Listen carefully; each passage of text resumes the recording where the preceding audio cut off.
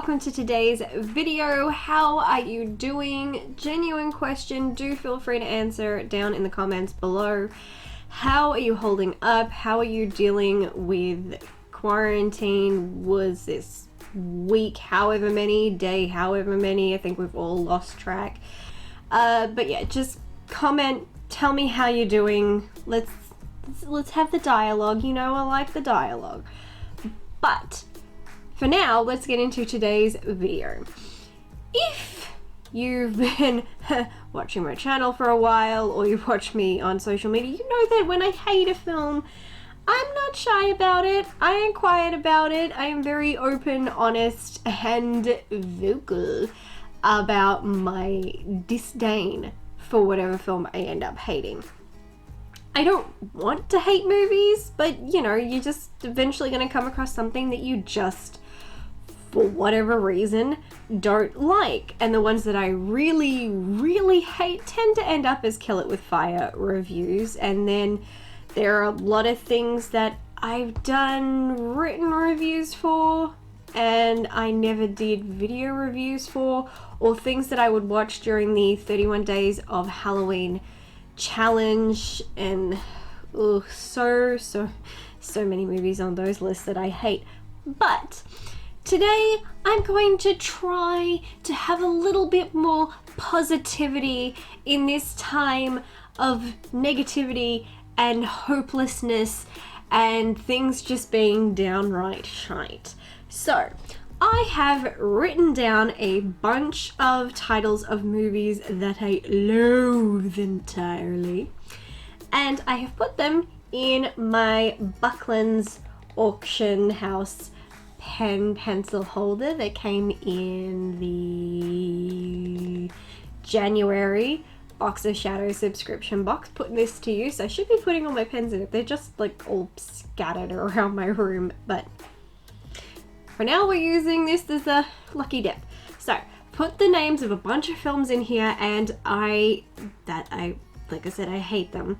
I'm gonna go one by one and I'm gonna try and say something positive about them. Well, let's see how I go. Okay, first film out is oh oh no, it's Fantasy Island. We're not starting easy. Oh Lord. Fantasy Island, I went and saw at the movies. Did I see this in February? Yeah, I think I went and saw this in February.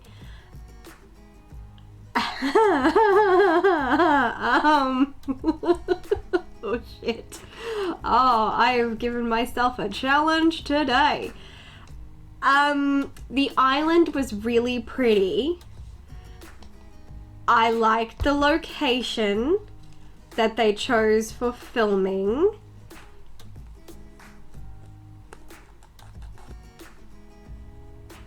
And the wife of the owner of the island, she seemed really sweet when she wasn't in the middle of dying.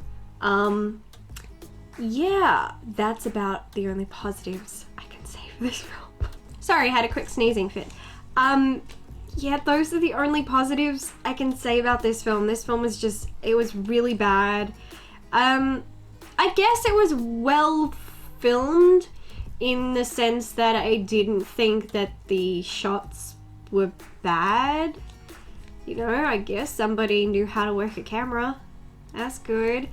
But yeah, the performances were all comedic in a horror film. That was just weird. The storyline was crap. The editing was a little weird at times. And, yeah, it's just not a good movie.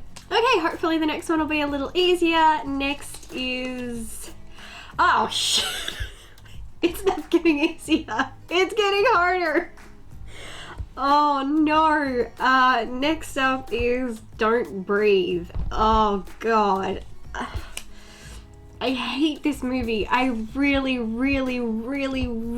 hate this movie. Oh, God. And what I hate about it the most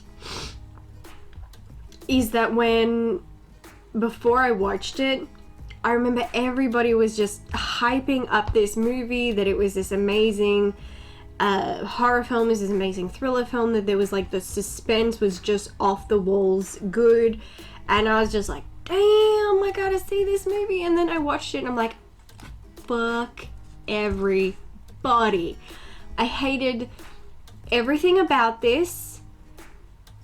That fucking ladybug bullshit, oh my god, that annoyed me. And this dog, this Cujo type dog that just knew how to run around the long way of the... Okay, trying to say something positive about this film that has the most illogical script, full of plot holes. None of it makes sense. I know, I'm not saying anything positive yet. I'm thinking through the negative to try and find a positive. I think, based on what I remember, I think the performances were good. Yeah, okay, I'll go with that one. I think that the performances were actually really good. I guess the cinematography was good. Editing, yeah, okay, yeah, I think the editing was good, what I can remember. And I guess for all intents and purposes it was well filmed. It's, yeah, I just pretty much hate it because of the script, but every other technical element was well done. There you go. There you go. I actually said some positive things about it. I should be doing this with booze. I can't do this sober. Winchester. Shit. I've no one to blame. I wrote these. I can't blame anybody else but myself.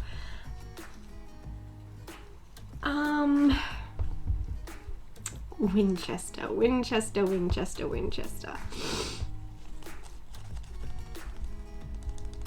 I'm thinking... Oh no. No. Okay.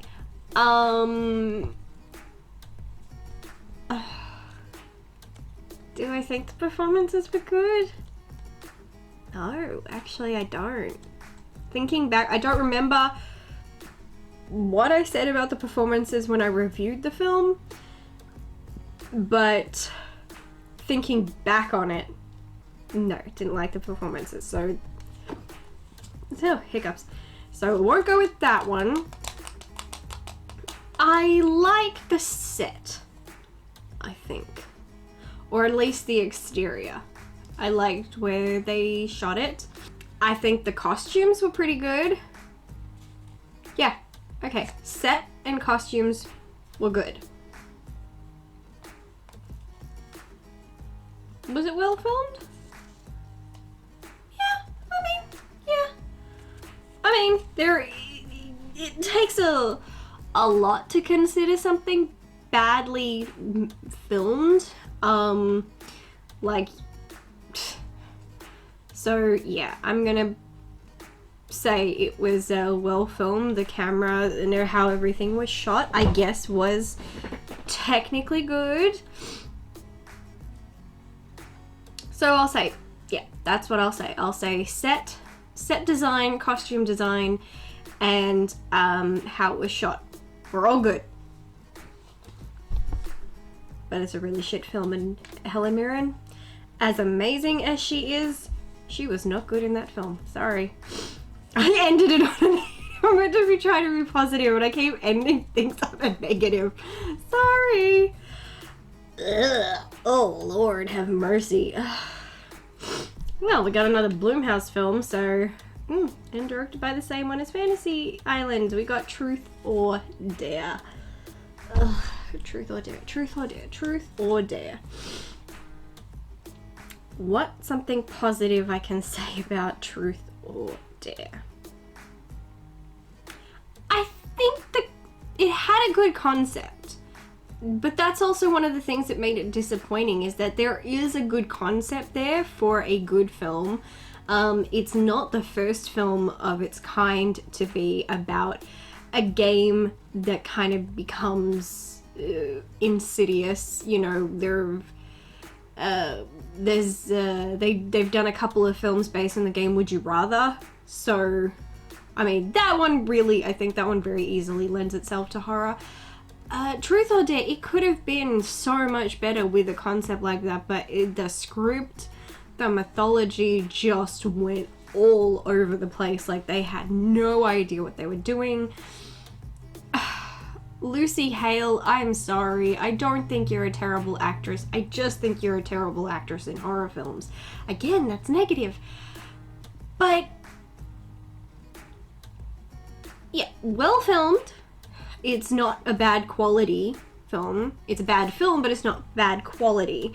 But yeah, I do like the main concept for this film. I just don't think that they went about it the right way. Had there been a little bit more thought put into it, a bit more care with the mythology and the route that it was going to take, I think that this actually could have been a lot better.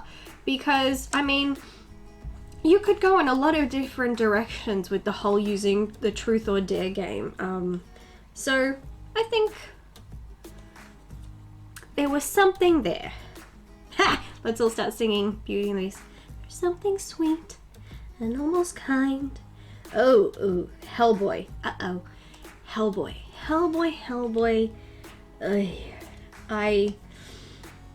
Oh, crap. Okay, yes, I do actually have a positive for this film. Oh my god, and it's not like me actually stretching. Sasha Lane, who played Alice Monaghan, is it? Alice Monaghan? I think, yeah, I'm pretty sure that was her name. Sasha Lane, who played Alice Monaghan. She was the only good thing about this movie. Her performance was great. I really liked her character. I liked that her character seemed to have the most thought and consistency to her, and probably the most growth as well. She seemed like the smartest person in the room. I just really liked everything about her. They gave some really thought out backstory to her. I know these are all based on comics, but I feel like they actually depicted her backstory a lot better than any of the other characters, including Hellboy himself, which is really messed up when you butcher the backstory of your title character. I suppose they didn't think that they had to, because we've seen his backstory in the first Hellboy film, but if it's a reboot, you kind of gotta do more than what they did. It was very brief, it was kind of half-assed, but Alice Monaghan, she was the only character that I liked. She was the only performance that I really enjoyed. I mean, I love Ian McShane, don't get me wrong. I think he is a tremendous actor, and at the moment, assuming we'll get a season 3 of American Gods, I love him as Odin in American Gods. He is so great in that series. And he was, I don't know. Not to mention the John Wick films. Love him in the John Wick films. I love Ian McShane, and Ian McShane I don't think can give a bad performance, but they didn't really give him anything in this film. So watching him, I'm just like, yay, Ian McShane, but then I'm also watching him like, oh, Ian McShane, like, you didn't push him, but he wasn't bad. His performance was good, his character was just boring. But yeah, Sasha Lane, best thing about that film. There you go. Genuine, real, positive critique, although I'm pretty sure I said that in my review. Oh no! The Last Airbender. Uh-oh. The Last Airbender. One of my favorite cartoon series. People still think it's an anime. It's not an anime. Animes come from Japan. Avatar: The Last Airbender, the cartoon series, was done by Nickelodeon, not from Japan. It's not an anime, but the creators who did this series were inspired by anime style. So they did kind of try to replicate, but this is not an anime. But neither is the live action. Oh my god. M. Night Shyamalan, there are just some things you shouldn't attempt, and live actions, I guess, are one of them. I think the casting for Aang, who they, for whatever reason, kept calling him Ang. His name is Aang. It's not that hard. His name is Aang. Why did you all keep calling him Ang? Anyway, I think in terms of casting for him, I think that's the only casting that they got right. Everything else was weird. You have white people playing characters who are not meant to be white. You have Indian actors playing people who are basically meant to be Chinese characters. You have white people playing people of color. You have people in their late 20s meant to be playing 15-year-olds. It's just, it's insane. I feel like they went in thinking it was going to be great. I know this sounds like a negative, but trust me, I'm getting to some positives. They went in thinking about how they were probably going to do sequels. So instead of like a book 1, book 2, book 3, it was going to be in film form. But because the series has, instead of like seasons, is like book 1, book 2, book 3, but you also have like volumes. So like each volume is one of the elements. So the first one I think was water, then earth, then fire. And it's because that is the journey of Aang the Avatar, which elements he's learning to master along the way. So I guess this film was meant to be water, although it did kind of touch on earth a little bit. So I think that they kind of immediately went in thinking, yep, we're going to do sequels, instead of just focusing on this, which is, it's then hard, because if you thought there were going to be sequels, you really should have made sure this was the best possible live action adaptation you could do in order to be able to make the sequels, and they didn't do that. But I think for the most part, the effects were well done. For the most part, I think some of the characterizations of some of the characters were good, even if racially done wrong. I think sometimes the characters flat out looked like they were cosplaying. Well, the actors looked like they were cosplaying instead of actually being those characters. But I do like that they tried, for the most part, to keep the costumes as authentic to the cartoon series as they could.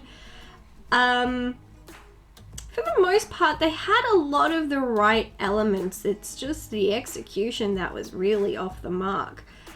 Like I said, special effects were good. There were certain scenes in the film that are 100% carbon copies of the cartoon series.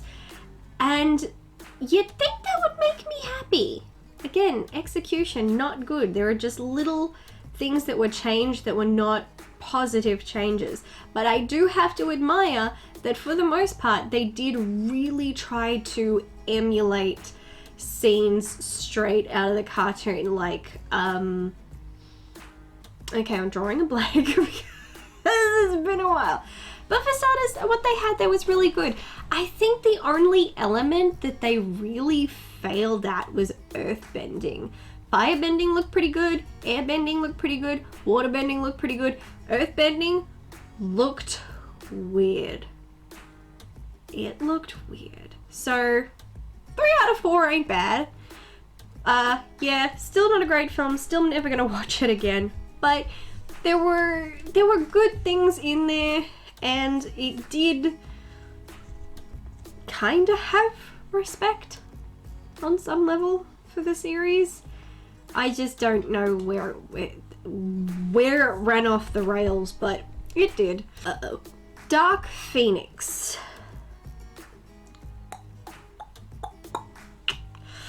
I know I said a couple of positive things in my review, but I'm drawing a bit of a blank because it's so easy to focus on the negative. But that's life, and that's why I'm trying to do this video, trying to force myself to focus on the positive. Okay, Dark Phoenix. Special effects, really good. I thought the special effects were fantastic. Everything, even just depicting the Phoenix Force, I thought was actually really quite stunning. The colors and the way it was done, absolutely beautiful. I just wish that they could have done it justice. Again, it's well filmed. I can't really say that any of these films are poorly made or filmed. It's like someone knew what they were doing with a camera. It usually comes down to the script that's bad. I didn't think all of the performances were good. I think some were a little bit off kilter. Others pretty good. Some actors were phoning it in. I think many of us can agree on at least one of those actors. I'm not naming names because I'm trying to be nice. But for the most part, yeah, I think there was some good there. There were things that they got right. It was just on the whole that it was a mess. And yeah, ultimately it does come down to script work. I think my biggest issue with that film was that they combined two completely different origin stories of the Phoenix Force and put them into one film. And you can't do that. Because there's such different forms of the Phoenix Force and such different origin stories, you can't combine the two, but they did, and then it just ended up really weird, and their own timeline and their own mythology started to cave in on itself, and I'm watching it, and it's like trying to watch someone put two jigsaw piece puzzles that you know don't fit together, and they're trying to fit them and just push them in. They're like, yep, done. And you're like, no, those pieces do not go together. That's kind of how I looked at it. But yeah, most of the performances were good. Special effects, fantastic. I can't fault them. I really can't. I wish that the script could have lived up to the special effects, because it's such a bugger to have effects that are that good be paired with a story that's that bad. Oh no, Night. Oh man, Night is a film I watched in my 31 days of Halloween challenge last year, and I ended up putting it on my top 10 worst movies of 2019. And I'm sorry, this so far is going to be the first one in this video I can't say anything positive about.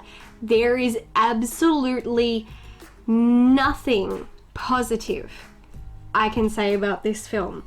The acting is terrible. The editing is terrible. Also, at times non-existent, but when it is there, it's terrible. Cinematography, non-existent. The way it is shot and filmed, fucking atrocious.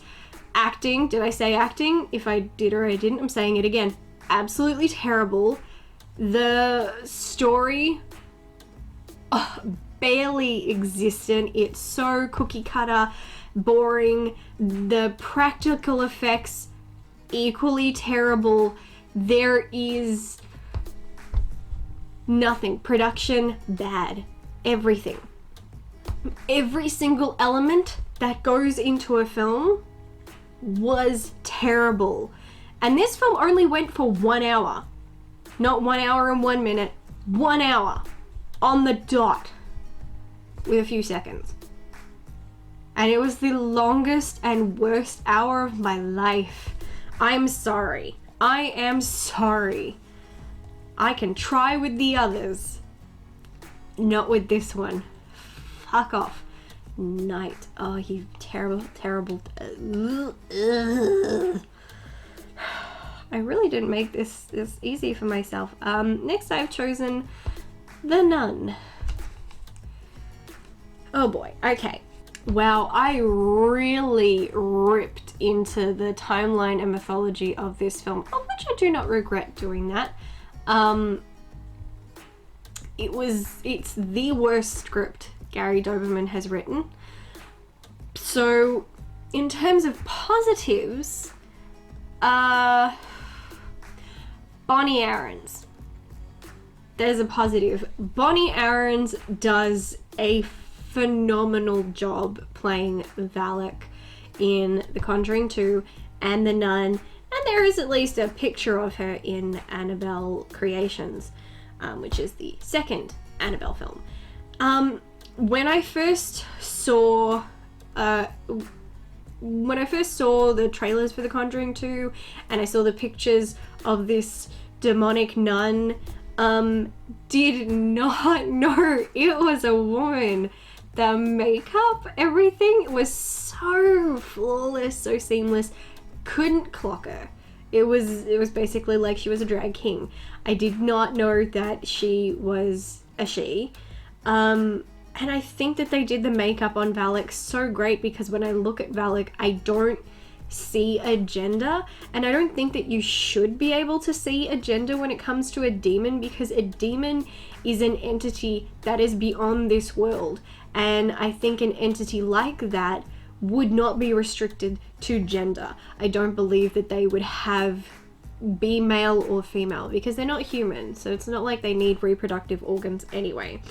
So the fact that I look at Valak, which is meant to be this entity that takes on the form of something that's gonna affect you specifically, which the film kind of botched on that front as well. But yeah, I don't look at it and go, oh yeah, that's female, no, that's male, it's a demon. I look at it and go, demon. So I guess demons are non-binary in my mind. But yeah, she does a terrific job as Valak. I think the concept of Valak is terrific. The basic origins of Valak in this film, however, are fucking stupid. Sorry. As soon as you have these story... see, we're bouncing from positive to negative, but this is really hard when you're talking about films you don't like.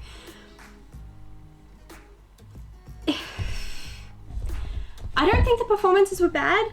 I actually think the performances were good. I just don't think that they were given anything to work with. You have some good actors, and good Lord knows that they tried with this film to make it good, and but they weren't given much to work with. They tried, but they weren't successful. I like the exterior for the church was in Romania. Yes, it was in Romania, I do believe. I love the exterior shot of the church. It's dilapidated, it's dark, it looks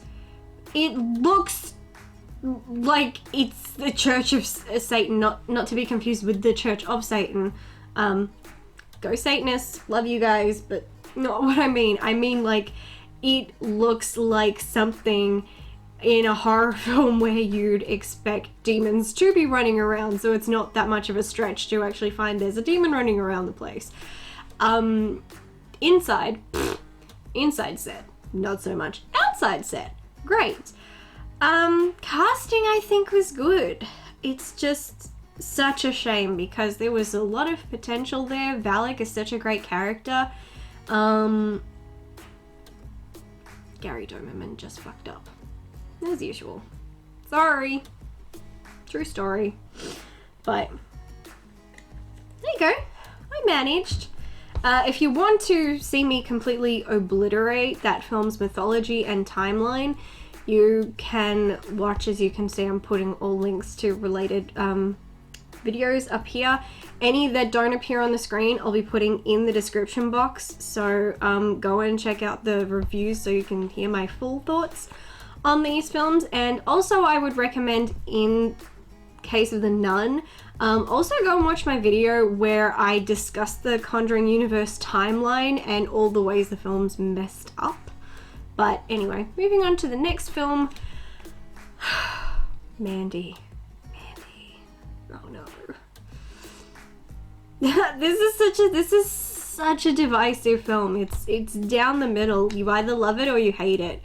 I had to watch this for the revenge episode of Switch Movies that I do with my buddy Ben, and he made me watch Mandy, and I hated it so much. I still do. I never want to watch it again.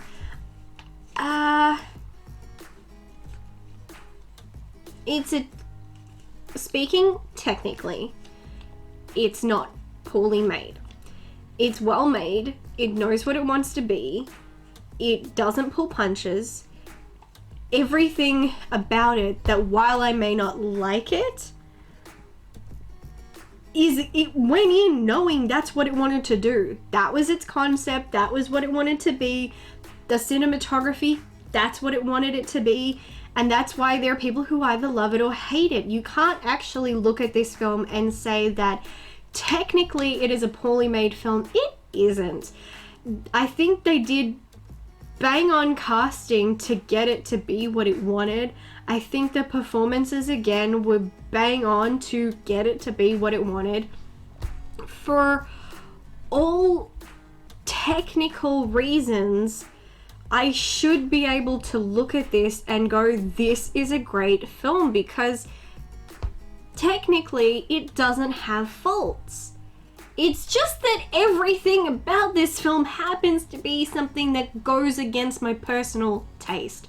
That is why I hate this film. It is not because it is a bad film. It's just that it's not my kind of film. The cinematography is the kind of cinematography that I hate because it actually hurts me. That kind of strobe effect thing with colors actually gives me a headache. And I've just noticed that with a lot of films that do that, I ended up with splitting headaches. So obviously I have some kind of light sensitivity issues. I already knew that, but counts for films too. I didn't think the performance was like, oh, memorable, but when you put it in context with the film, they didn't do anything outside of what they were meant to do, so I can't get mad at that. It's an abstract film with an abstract story that kind of takes a very modern artistic approach to 80s slasher films. It's weird. It is so weird, but it is a technical, great made film that I don't like and will never watch again.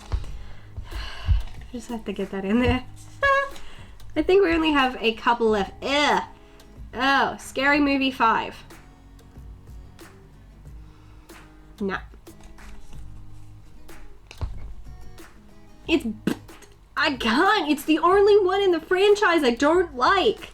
There's no cinematography. The filming is very much shoot and point. The actors, I mean, okay. Props to them for doing their best to just deliver the script as required, but the script sucks, and it's the only Scary Movie film that wasn't funny. It's just bad and boring and not even good at parodying anything. It gets a little weird sometimes. Even the poster, even like the movie poster compared to all the others, this is the only one where it felt kind of weird. The others you could like see subtle references. This one was like trying to be so far in your face that it's just like, okay, what's your point?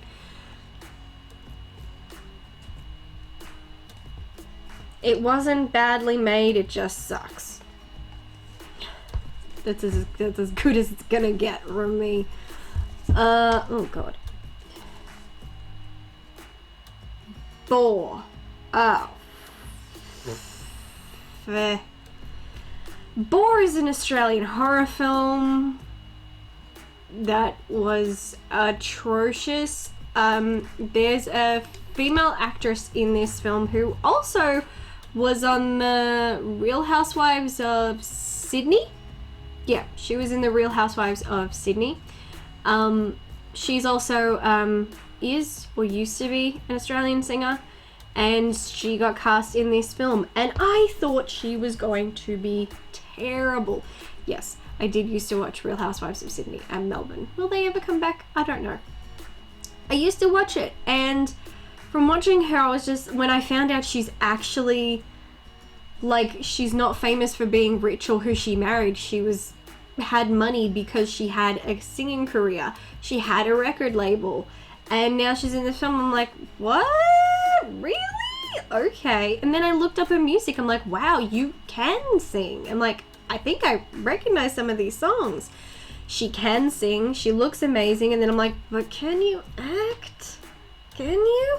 And then I watched her in the film, and I got to admit, she wasn't bad. She was the only thing that wasn't bad. I mean, they had Ernie Dingo in this, and he wasn't even that great either. But she was kind of a tough, badass, kind of hot, like, I don't know, kind of like the Jessica Simpson and Dukes of Hazzard type thing. But yeah, I was actually really surprised that she could actually deliver a line and could do some acting punches. I did not think that a Real Housewife was capable of that kind of stuff, so that's my positive, her. And no, I can't remember her name right now, and even if I could, I can't pronounce it, so. I feel pretty. Ugh. Okay, here's the thing. I Feel Pretty did not get a Kill It With Fire review from me. However, I Feel Pretty is the only film in recent years I have wanted to get up and walk out of the cinema. I was so offended by this film, and the fact that there were all these women around me laughing their heads off. I'm like, are you fucking insane? Like, they're laughing at her when she's criticizing this beautiful woman for having insecurities. She's like, you're skinny, you're beautiful, what the hell do you have to be insecure about? I'm like, wow, you're a bitch. You know, her friend who's fat, who doesn't feel ashamed of her body and is just wanting to be happy, and she goes around fat shaming her, and everybody's like, oh, this is so funny. I'm like, no, it's not. She's a fucking bitch. There was just nothing nice about this character. She was pretty much the insecure bully at school. It's like, we get it, you pick on other people because you hate yourself, but guess what? It's not going to make us like you because you fucking suck. Anyway, but in terms of positive critique, Michelle Williams. Michelle Williams was the saving grace of that film. That little squeaky high-pitched voice she did was hilarious. Her mannerisms were hilarious. Her character, who kind of initially comes off as quite ditzy, I love that you eventually realize that she is ditzy, but she's kind of aware of it, and she feels very insecure about it, and she kind of is this woman who just wants to live up to her grandmother's legacy and do her proud, and I thought she was a great character, far better than the lead that we got. And I'm not saying that the film is bad because of Amy Schumer. It doesn't matter which actress you put in that role, the character itself was fucking disgraceful. Renee was a bitch. Doesn't matter who played her, the character would have been the same. So, but Michelle Williams as Avery LeClaire, she was fantastic. Lauren Hutton, who plays her grandmother, oh my god, I was like, so I didn't know Lauren Hutton was still alive, and then I'm like, oh my god, it's you, I love you, and I love that you still have a gap in your teeth. You make me feel better about myself. She was great. I've loved her since Once Bitten with Jim Carrey in the 80s, and you know, as an old woman, I'm like, you still got it. You're still kind of good looking, so yeah. Those are my positives. Also, Naomi Campbell was in it. She wasn't actually too bad either. I didn't mind her. Oh god, The Covenant. Son of a effing bitch. Okay, The Covenant. Not a lot of people know of this film. This was on my top 10 worst movies of 2018, I do believe. The Covenant. I'm not talking about Alien Covenant. I'm not talking about the film about the male witches, because I love that film. Piss off. The Covenant is this low-budget independent horror film, and like Night, I have nothing positive to say whatsoever. Cinematography, terrible. Special effects, terrible. Practical effects, terrible. Acting, terrible. Directing, terrible. Editing, terrible. Production, terrible. I can't even really call it a film because every technical aspect that goes into making a film, in this case, was fucking atrocious. Like, I couldn't even finish the film. I think I got through 45 minutes before I gave up because it was making me hate my life, hate this movie, and almost making me hate horror movies in general, which is why I had to stop watching it, because horror films are my baby and I am not prepared to lose that. So it's like, I gotta step away from this before I ruin my life. It's a terrible, terrible, terrible, terrible film. I'm sorry. And I had a conversation with someone at one point and they said, you know, someone also said this about Boar, and they said it's not the film's fault that it's bad because it's low budget. You can't really blame them. I'm like, the person who did the film wrote the script for free. In both the cases of Boar and The Covenant, the person who directed it is also the person who wrote it. And in both cases, the script was written long before they decided to go into production. The script was written on the director's own free time. It did not cost anything to write. He was not getting money to write his own film in either case. So you can't go and say that a bad script was due to low budget. It wasn't in these cases, as they're independent films. It's like, no, it just goes to show that they just sucked at writing. Oh, Lord have mercy. Welcome the Stranger. Oh my god, this movie. I don't know what this film is about. I sometimes go and rewatch my very brief review where I really couldn't critique it because I have no idea what the film was going for. You reach the end and you don't know what it was about or what the point of it was. You just kind of know that it existed. But, getting technical again, performances were good. I'm hoping that the actors knew what the hell the point of their characters were and what the point of the film was, because I think it felt like they did. It felt like they knew what the film was about, and so therefore they gave really good, in-depth, fully going for it performances. So I'm like, well, at least somebody knows what's going on. Now can you explain it to the rest of us? Editing, great. Effects, weird, but good. The way it's shot, really good quality. You would not think that it was like a low budget kind of independent project. Like, you can see it's an indie film, but it looks really good quality. You just don't know what the hell it's about. If anybody has seen it and you actually know what it's about, please tell me, because I remember after I watched it, I tried to look for interviews with the director, who I think was also the writer, or it was two different. I just tried to find someone who could tell me what the hell this movie was about, and I got nothing. So, but yeah, all the technical stuff is there, and it's great. It just felt like the world's weirdest acid trip. I think I said something about like my brain being sucked into a vacuum in space or something like that, and thinking back on it, I still feel that way. The last film in my little thingy is La La Land. Oh yeah. Yes, sorry ladies and gentlemen, I hate La La Land. My brother went and saw this like 5 or 6 times at the cinema. He loved it. He raved about it, hence why he kept going to see it. Everybody was going on about how fantastic it was, how amazing the music was, and I was just like, as soon as I started watching it, I was just like, really? Are we talking about the same film? I'm not really an Emma Stone fan. I like some of her films, but in the context of this film, I wasn't feeling her or the character. I'm also not a Ryan Gosling fan, so in this film, like, jazz, not really my genre of music. There are probably a couple of jazz pieces I have, but on the whole, I don't really get into it.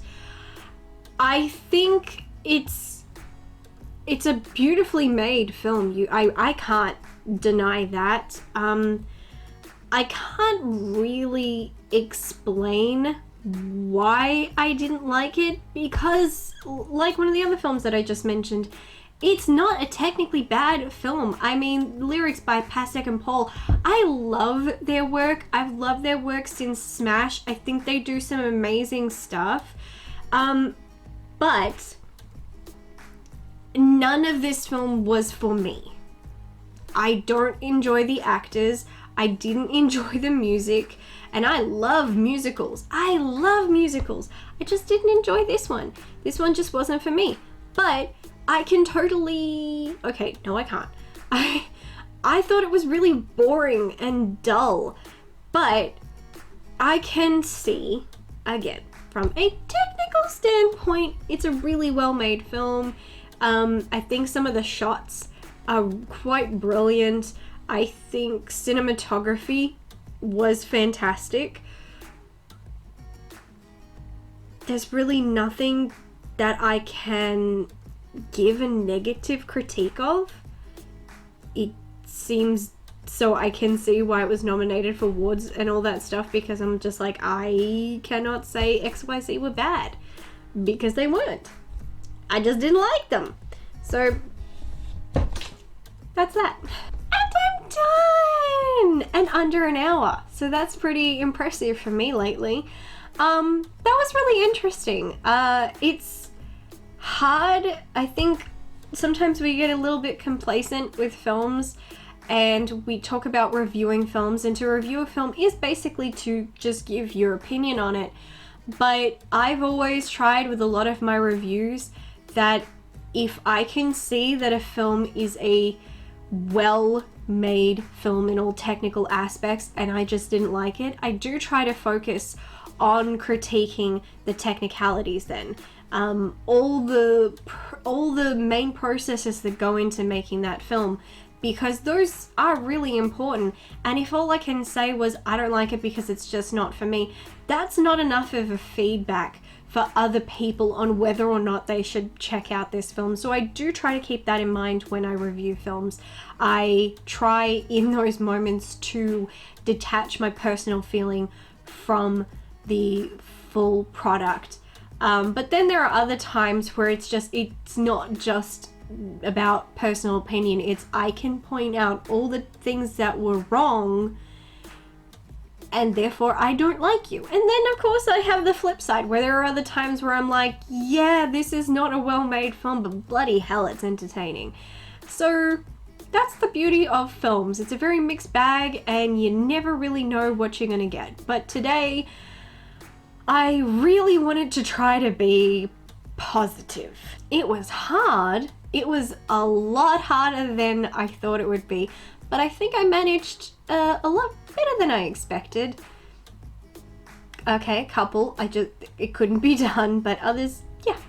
Okay, there's always something positive you can say, and I think one of the things that I've benefited from in terms of not just talking to other people in the film community, but especially from doing my podcast, Switch Movies, is hearing that feedback from another person who sees a film completely differently to you and kind of getting to see it from their perspective, I think has really benefited me in how I see films and how I review films. So I think that's made today's video a little bit easier. But that is it for today. Thank you so much for watching. maybe you can try this. Try and think of a few films you hate and try and say something positive about them. You can do this in the comments section, or you can just do it in front of a mirror, whichever floats your boat. And feel free to give your critique on the films that I've discussed in today's video. Everybody, stay home, stay safe, take care of yourselves. Just because maybe some places are ending the lockdown doesn't mean you should be going out. Things are still bad. Just remember, if you think, oh, only one person has it, well, one person started this. Just keep that in mind. Thank you as always to my amazing, terrific patrons, and I hope to see you in the next video. Bye.